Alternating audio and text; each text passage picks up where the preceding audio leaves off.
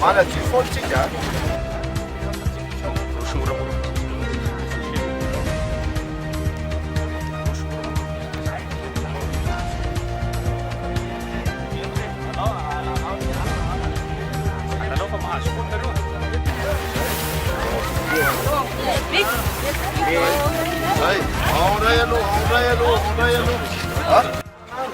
ty zany androany fanamariana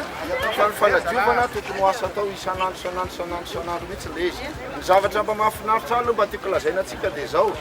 mba mampanara-miasa any ako ny aty amin'ny fokotany rehetra manodidina ny avolotia za tsy manao hoe tena madio tanteraka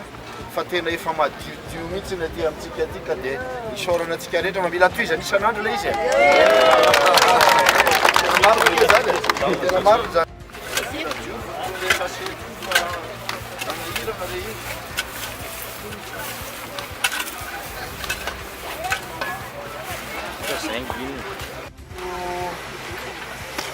tokony ho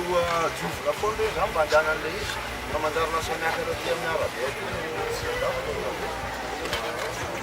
diovina avy eo